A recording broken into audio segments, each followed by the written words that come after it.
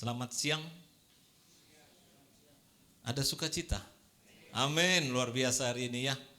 Ya, Ibu Bapak Saudara yang diberkati Tuhan Yesus. Sepanjang bulan Juli kita akan bicara tentang giving. Kita akan bicara tentang memberi.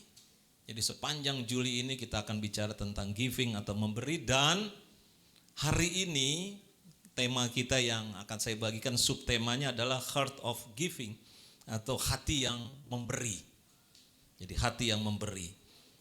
Ini sangat luar biasa yang disampaikan oleh Paulus kepada jemaat di Korintus. Dikatakan Paulus menguatkan jemaat Korintus dalam pelayanan kasih untuk saudara-saudaranya yang ada di Yerusalem, yang waktu itu ada dalam kekurangan. Kalau jemaat mula-mula ada dengan banyak pergumulan, banyak permasalahan, dan juga di salah satunya adalah tekanan-tekanan ekonomi yang terjadi khususnya jemaat-jemaat yang ada di Yerusalem. Kalau kita ke awal di pasal ke-8 itu, nanti baca di rumah, dikatakan juga oleh Paulus bahwa jemaat Makedonia sudah lebih dulu memberikan meskipun mereka sendiri kekurangan. Dan itu yang diberikan motivasi untuk jemaat di Korintus. Bahwa jemaat di Makedonia aja dapat memberikan untuk jemaat-jemaat yang kekurangan, saling menopang pada waktu itu. Walaupun jemaat Makedonia juga ada dalam keadaan yang memprihatinkan dalam segi ekonomi, tapi dia dapat memberikan. Itu yang diingatkan oleh jemaat yang ada di Korintus. Walaupun dalam keterbatasan, berikan untuk jemaat-jemaat yang membutuhkan. Jemaat yang diberkati Tuhan Yesus, di sini Paulus menekankan bahwa memberi bukan hanya soal nominal, melainkan hati yang rela, hati yang memberi, hati yang penuh kasih, hati yang percaya akan pemeliharaan tangan Tuhan yang sempurna. Kalau kita lihat ke konteks ini, mengingatkan prinsip rohani, kita diberkati untuk menjadi berkat. Siapa yang sudah diberkati Tuhan? Amin. Semua sudah diberkati Tuhan? Amin. Saatnya kita memberkati untuk kemuliaan nama Tuhan. Jemaat yang diberkati Tuhan Yesus, kalau kita lihat ke ayat demi ayat di siang hari ini, di ayat 6 itu sangat luar biasa dikatakan, camkanlah ini, orang yang menabur sedikit akan menuai sedikit juga, dan orang yang menabur banyak akan menuai banyak juga. Prinsip menabur dan menuai. Hukum rohani berlaku di segala aspek hidup. Apa yang kita tabur, itulah yang kita tuai. Amin. Bukan hanya uang. Tadi Ibu Yoni juga sampaikan. Bukan hanya uang. Bagaimana kita menabur waktu untuk Tuhan. Nanti sajalah Pak. Saya belum pensiun Pak. Nanti kalau sudah pensiun saya memberikan diri saya untuk pelayanan Tuhan. Ada banyak seperti itu. Ya sah-sah saja saya bilang. Tapi kembali lagi, bukan hanya uang tapi waktu kita. Untuk siapa? Untuk Tuhan kita berikan. Untuk Tuhan. Tenaga kita berikan untuk Tuhan. Kasih yang sudah Tuhan berikan dengan sangat luar biasa dalam kehidupan saudara dan saya, itu yang kembali kita berikan untuk Tuhan. Pengampunan kita berikan juga. Bisakah kita saling mengampuni satu dengan yang lain? Pasti bisa. Jadi kembali bahwa tatkala kita bicara menabur, tatkala kita bicara memberi, bukan hanya uang, tapi bagaimana kita bisa memberikan waktu, tenaga, kasih, dan juga pengampunan kita. Bagi siapa? Bagi Tuhan. Dan Tuhan tidak menilai besar kecilnya yang kita lakukan, tidak. Tetapi seberapa besar hati kita mau menabur. Untuk siapa? Untuk kemuliaan nama Tuhan. Itu di ayat ke-6. Prinsip menabur dan prinsip menuai. Kita menabur angin, kita akan menuai badai. Hati-hati dengan prinsip ini.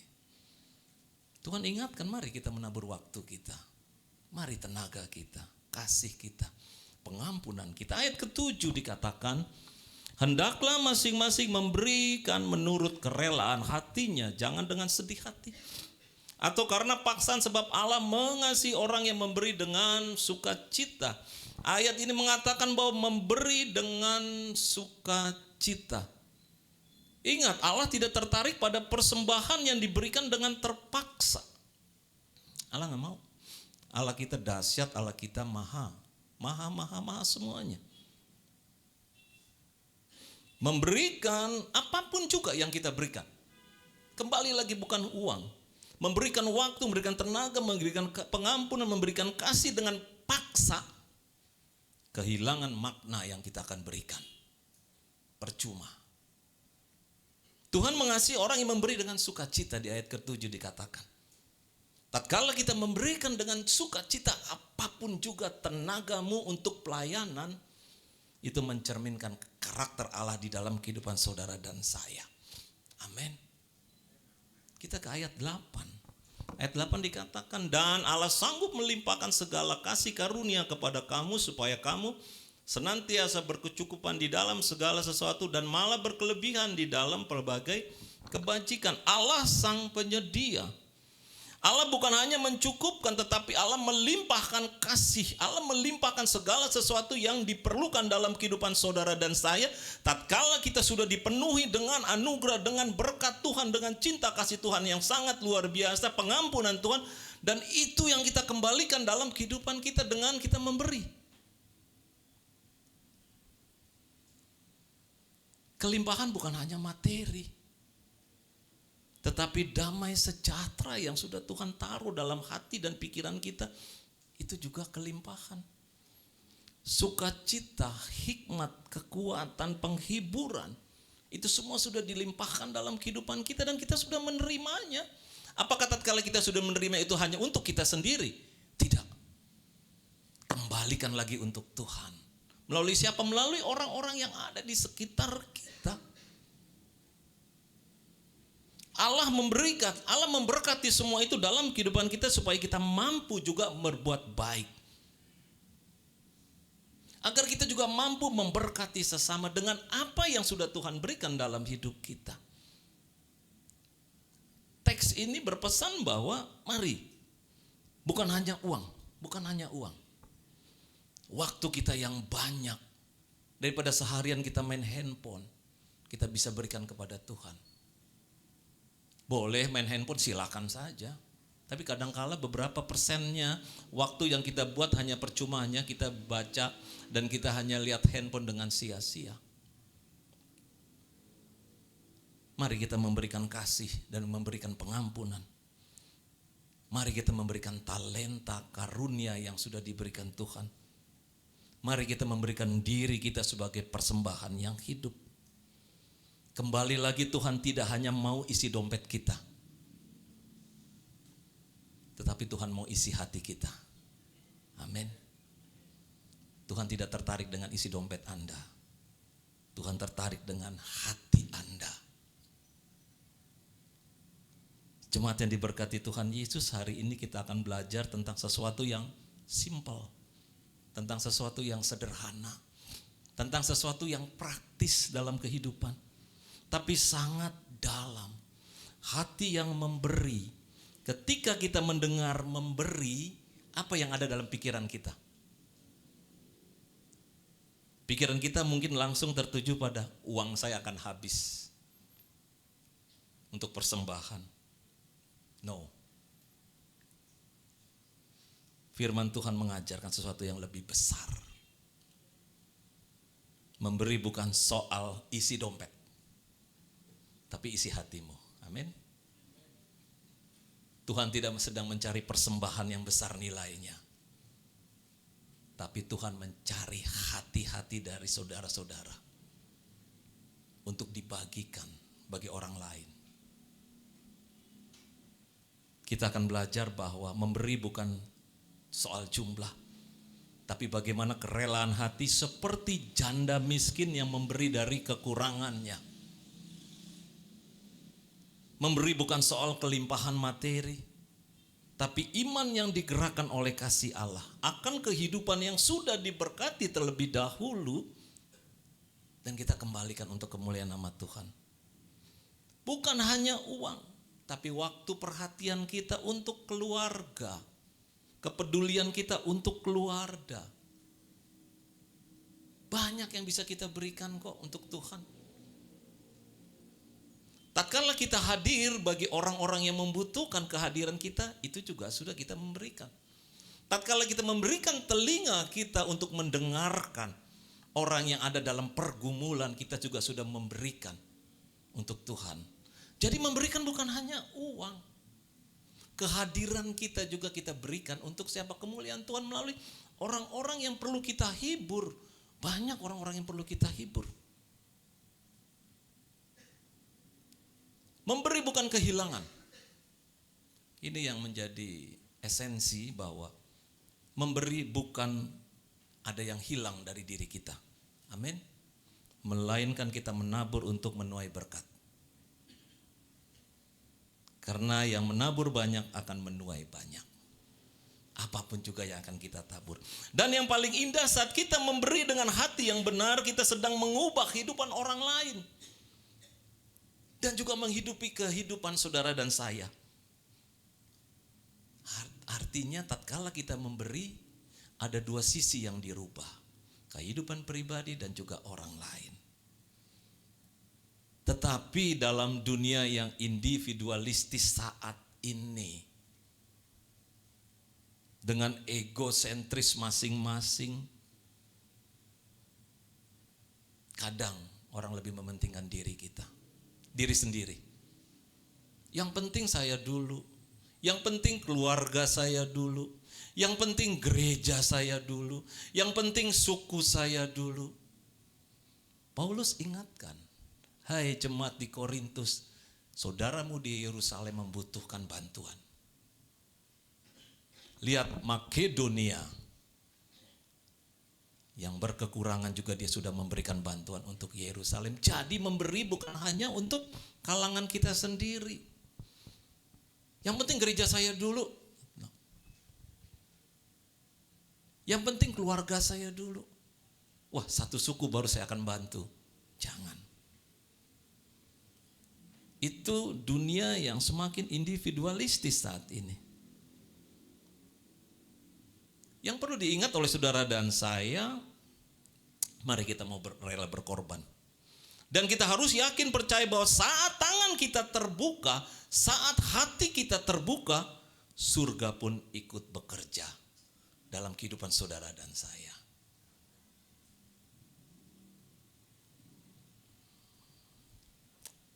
Bapak Ibu saudara yang diberkati Tuhan Yesus, mari kita bersama-sama menyelami firman teks di hari ini, sehingga kita mengalami hidup yang berkelimpahan.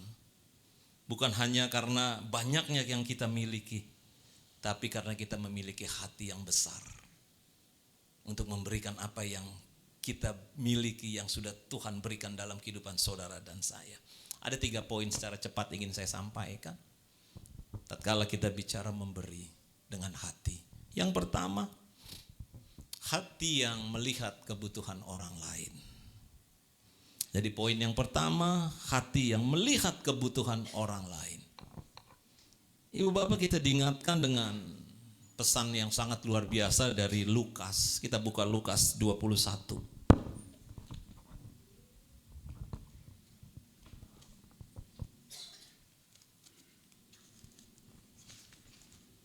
Lukas 21 ayat 1 sampai 4, apa yang dikatakan dan saya ingin membaca untuk jemaat sekalian. Lukas 21 ayat 1 sampai 4 dikatakan demikian. Ketika Yesus mengangkat mukanya, ia melihat orang-orang kaya memasukkan persembahan mereka ke dalam peti. Persembahan berarti ini ada di sinagog, di rumah Tuhan. Ia melihat juga seorang janda miskin memasukkan 2 peser ke dalam peti itu. Lalu ia berkata, aku berkata kepadamu, sesungguhnya janda miskin ini memberi lebih banyak daripada semua orang itu. Ayat 4. Sebab mereka semua memberi persembahannya dari kelimpahannya, tetapi janda ini memberi dari kekurangannya, bahkan ia memberi seluruh nafkahnya, dia memberikan semua yang dia miliki untuk apa? Untuk rumah Tuhan. Janda miskin ini memberi karena dia melihat kebutuhan di rumah Tuhan pada waktu itu. Meskipun hidupnya dia sendiri susah, ya hidup di dalam kemiskinan, tapi dia memberikan semuanya untuk Tuhan. Jadi memberi lahir dari hati yang peka terhadap kekurangan orang lain. Itu yang menggerakkan sehingga kita memberikan hati kita. Kenapa? Karena kita harusnya peka dengan kebutuhan, dengan penderitaan orang lain yang ada di kanan kiri kita. Jangan individualistik seperti yang saya tadi sampaikan. Bukan hanya sibuk dengan diri sendiri. Kita harus lihat. Dan itu esensi dari yang diangkat oleh Paulus. Lihat saudara-saudaramu yang di Yerusalem. Tanya diri kita sekarang. Apakah aku sudah cukup peka melihat orang di sekelilingku yang perlu pertolongan? Apakah hanya diam saja? Itu bukan keluarga saya. Itu bukan satu iman. Itu gereja lain. Coba kita introspeksi diri kita. Coba kita lihat sekeliling kita. Jadi kita tidak egois. Tapi kita juga perlu untuk selektif, tanda petik. Ada banyak modus saat ini.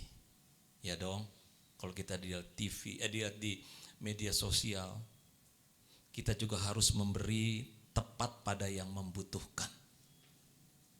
Ada banyak di YouTube saat ini modus-modus orang yang punya kesulitan banyak. Ada banyak juga yang melakukan penggalangan dana yang tidak sesuai dengan sebenarnya.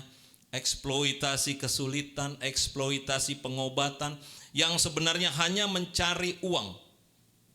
Jadi hati-hati. Kita juga harus selektif. Supaya kita juga tepat dalam memberikannya. Jadi di poin yang pertama, hati yang melihat kebutuhan orang lain. Kita peka dengan kebutuhan-kebutuhan yang ada di sekitar. Kita peka dengan kebutuhan-kebutuhan yang ada dalam pelayanan di tempat ini. Pelayanan di tempat ini yang kita berikan bukan secara langsung untuk Tuhan, tapi untuk pekerjaan tangan Tuhan di tempat ini. Untuk makanan rohani dari jemaat di tempat ini. Apa yang kita berikan dikembalikan lagi untuk jemaat, untuk makanan rohani dari jemaat. Karena pelayanan di sini pun karena pelayanan di sini juga perlu untuk pendanaan. Jadi kita harus juga peka melihat kebutuhan, melihat orang-orang yang ada di sekitar kita. Tidak diam, tidak individualistik. Tidak hanya mementingkan diri sendiri, tapi kita peka. Seorang janda, dia miskin, dia peka dengan apa yang dia lihat. Kebutuhan di sinagog pada waktu itu, dan dia berikan dengan sukacita. Yang kedua yang ingin saya sampaikan, hati yang percaya penyediaan Tuhan. Hati yang percaya pemeliharaan Tuhan. Banyak orang takut memberi karena merasa tidak akan cukup. Kalau saya kasih nanti bagaimana ya? Tetapi Allah sanggup melimpahkan segala kasih karunia di dalam kehidupan saudara. Jangan takut. Kita tidak akan pernah kekurangan saat kita memberi dengan iman. Akan terus Tuhan tambahkan dalam kehidupan saudara. Dan saya kembali lagi, konteksnya bukan uang. Perhatian kita kepada keluarga, kepedulian kita, pertolongan kita kepada orang-orang yang ada di sekitar kita. Tatkala kita memberikan, kita tidak akan kosong. Memberi adalah tindakan iman dan percaya dalam pemberian yang kita lakukan. Di situ tangan Tuhan memelihara kehidupan saudara dan saya. Maaf, Pak. Tadi saya ngobrol dengan BPC, Pak Mariadi. Maaf saya angkat. Pak, saya tadi baru menolong orang yang sakit. Wah, saya bilang, puji Tuhan. Hari ini kita konteksnya memberi. Ya, memberi bukan hanya uang, tapi pertolongan kita. Kita mendampingi. Kita menolong orang yang sakit, itu salah satunya. praktis kan? Kontekstual dalam kehidupan kita. Itu praktis, sesuatu yang praktis. Kembali lagi, memberi adalah tindakan iman. Percaya bahwa Tuhan memelihara kehidupan saudara dan saya tatkala kita memberikan untuk kemuliaan nama Tuhan. Kita memberi bukan kekurangan akhirnya, Tuhan akan melipat gandakan. Apapun juga, sukacita kita akan penuh, damai sejahtera akan nyata dalam kehidupan saudara dan saya. Pengampunan itu juga penuh dalam kehidupan saudara dan saya. Ada satu cerita yang menarik, ada seorang jemaat. Saya banyak sekali komunikasi dengan jemaat dan sebagainya, dengan orang-orang Kristen di luar jemaat. Dia berkata dan dia bercerita kepada saya pernah satu kali dia bilang, saya mempersembahkan terakhir yang saya miliki kepada Tuhan. Ini bicara uang. Dia bilang, tatkala saya memberikan, saya sudah tidak punya apa-apa lagi, Pak. Dan saya berikan dengan iman untuk kebutuhan keperluan Tuhan. Dalam pelayanan saya berikan. Luar biasa, setelah itu Tuhan cukupkan kebutuhan hari-hari berikutnya. Lewat cara yang tidak terduga, dia bilang. Tapi motivasinya bukan memberi untuk kita nanti kita akan dapat banyak. Bukan. Tapi kembali lagi hati yang tulus. Hati yang mau memberikan yang terbaik bagi Tuhan. Kalau kita punya motivasi kita kasih 10.000 nanti Tuhan kasih 100.000, nggak akan dapat. Motivasinya berbeda. Kita memberikan, Tuhan sudah memberikan yang luar biasa bagi saudara dan saya. Ingat, Tuhan sudah berikan banyak. Bukan kita beri, Tuhan kasih. Tidak, Tuhan sudah kasih ke saudara dan saya. Banyak yang sudah Tuhan berikan. Ada damai, ada sukacita, ada pemulihan. Semua sudah Tuhan berikan. Sekarang waktunya kita yang memberikan bagi kemuliaan nama Tuhan. Poin yang ketiga yang ingin saya sampaikan. Hati yang mengubah hidup orang lain. Memberi bukan hanya membantu kebutuhan fisik, tetapi membantu mengubah hati dan iman orang lain. Tangan kita dipakai Tuhan untuk menjadi saluran kasih Allah. Tatkala kita memberikan apapun juga yang kita mampu berikan, kasih yang akan mereka rasakan. Mereka merasa diperhatikan, mereka merasa dipedulikan, mereka merasa dimanusiakan. Dengan apa? Dengan pertolongan kita. Jadi memberi dengan kasih akan ada hal yang luar biasa. Mereka merasa bahwa oh ya, saya diperhatikan. Sekecil apapun yang sudah kita bisa berikan. Dengan senyuman kita. Dengan semangat kita. Mungkin pemberian kita kecil. Tapi dampaknya bisa sangat luar biasa. Bagi yang membutuhkan harapan itu. Kembali lagi yang saya sampaikan tadi. Berikan telinga kita bagi orang yang mungkin saat ini sedang bergumul. Dengarkan saja dia bercerita. Itu sudah menguatkan mereka. Atau kehadiran kita, atau senyuman kita. Itu juga sudah kita berikan untuk kemuliaan nama Tuhan.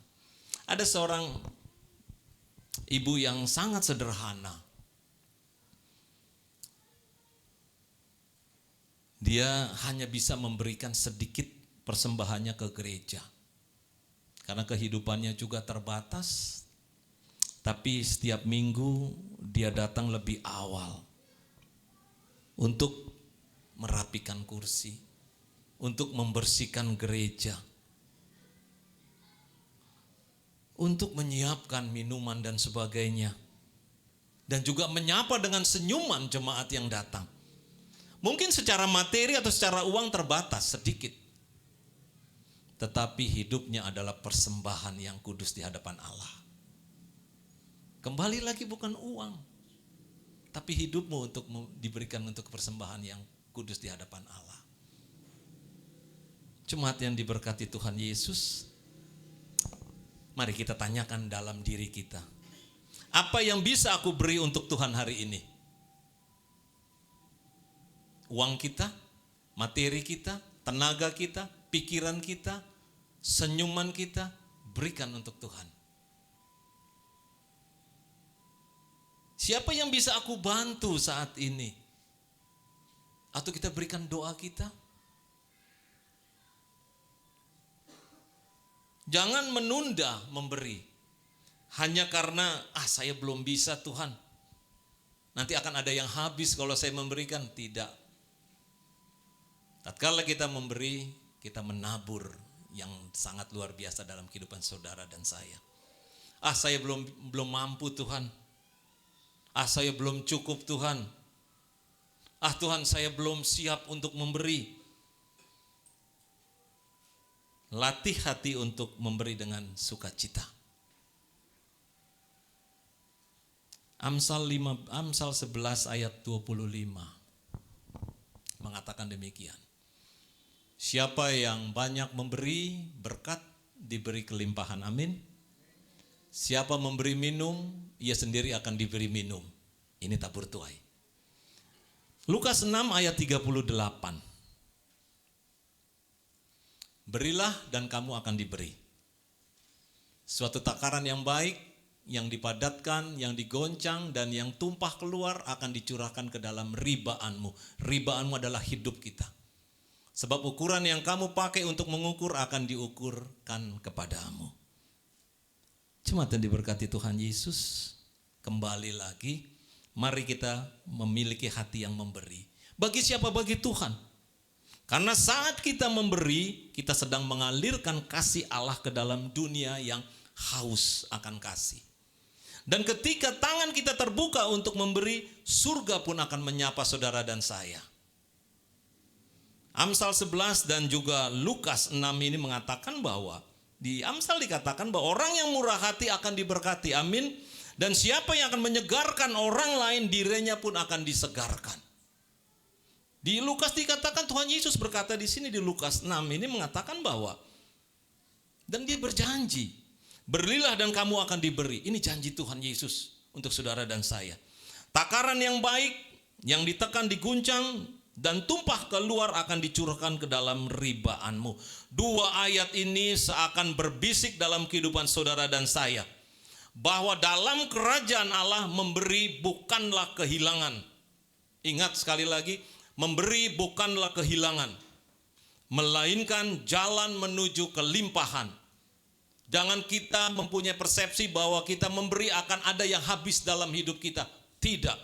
Tapi di situ jalan menuju kelimpahan yang akan Tuhan siapkan dalam kehidupan saudara dan saya. Sebab kebaikan yang kita taburkan akan kembali sebagai hujan berkat dalam kehidupan saudara dan saya. Jemaat yang diberkati Tuhan Yesus,